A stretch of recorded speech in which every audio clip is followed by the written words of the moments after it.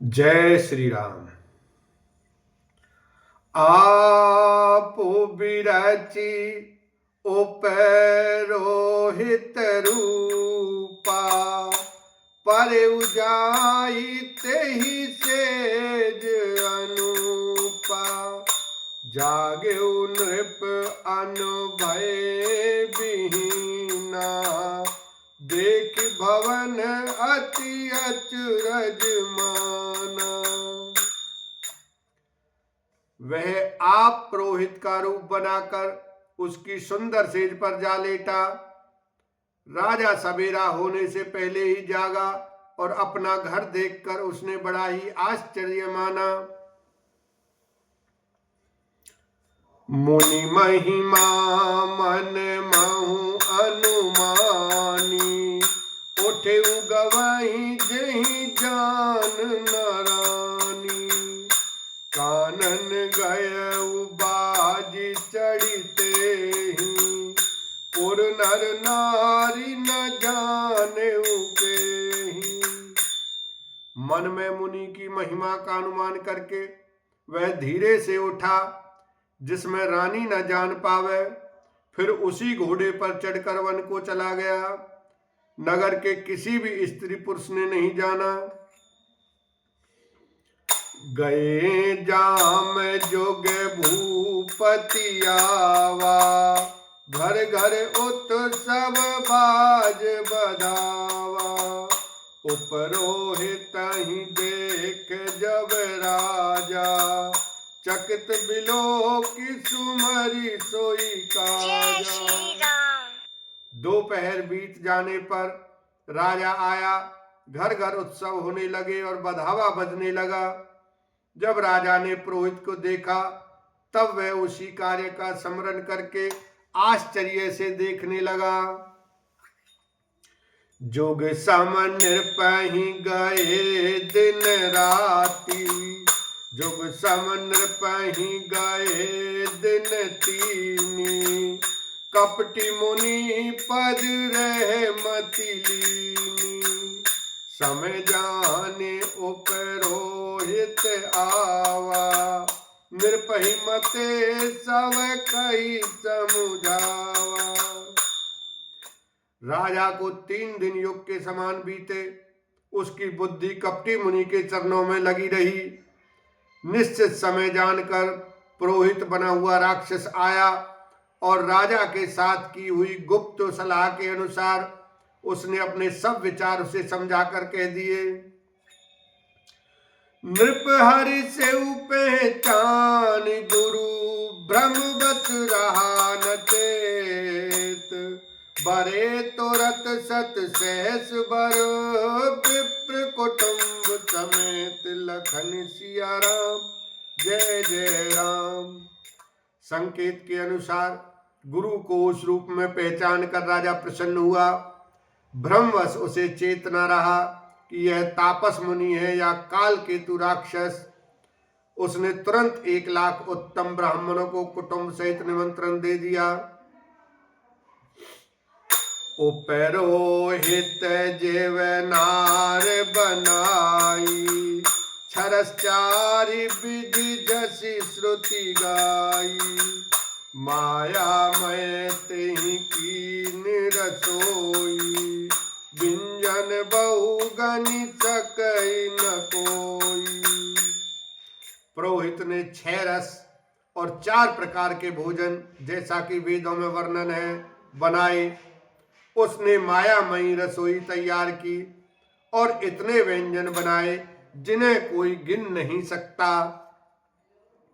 विविध मृगन कर आमिष रांधा, तेमहु विप्र मासु खल सांधा।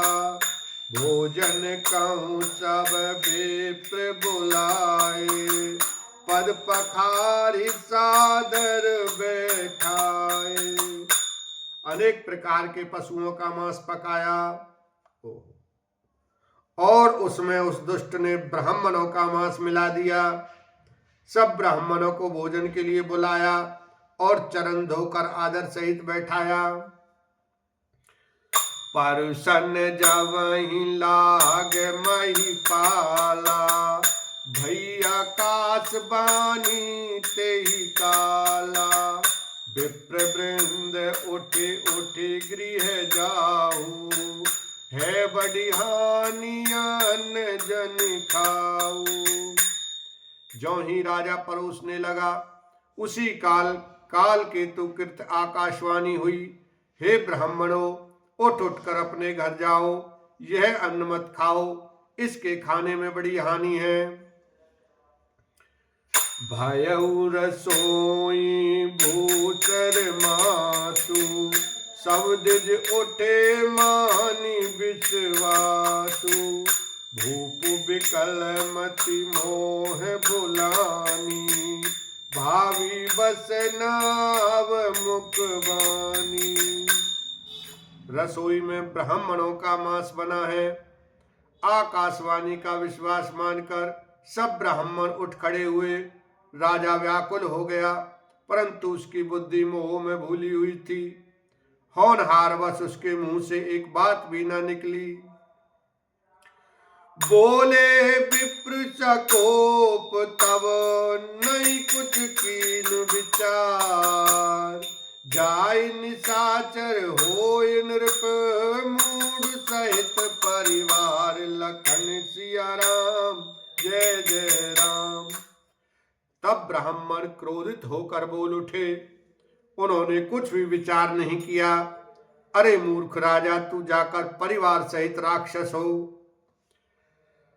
छत्र बंधु ते विप्र बुलाई, ढाले लिए सहित समुदायी। ईश्वर राखा धर्म हमारा, जय हसीते समेत परिवारा। रे नीच क्षत्रिय, तूने तो परिवार सहित ब्राह्मणों को बुलाकर उन्हें नष्ट करना चाहा था। ईश्वर ने हमारे धर्म की रक्षा की, अब तू परिवार सहित नष्ट होगा।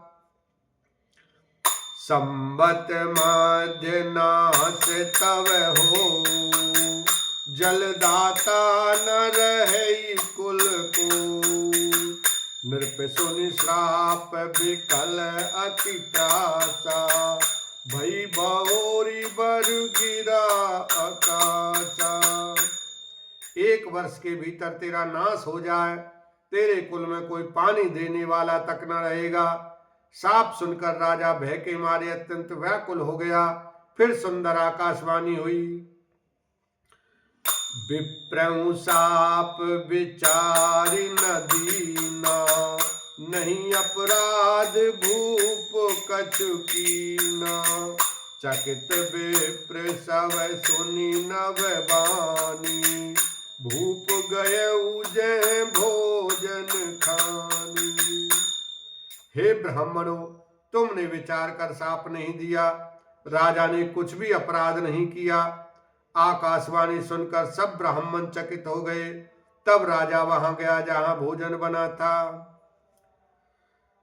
तहन असन नहीं विप्र सुवारा, फिर उराहु मन सोच अपारा।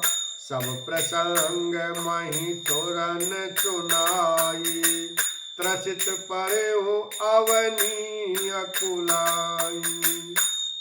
देखा तो वहां न भोजन था, न रसोइया ब्राह्मण ही था। तब राजा मन में अपार चिंता करता हुआ लौटा। उसने ब्राह्मणों को सब वृत्तांत सुनाया और बड़ा ही भयभीत होकर व्याकुल होकर पृथ्वी पर गिर पड़ा। बोलो सियावर रामचंद्र की जय, उमापति महादेव की जय।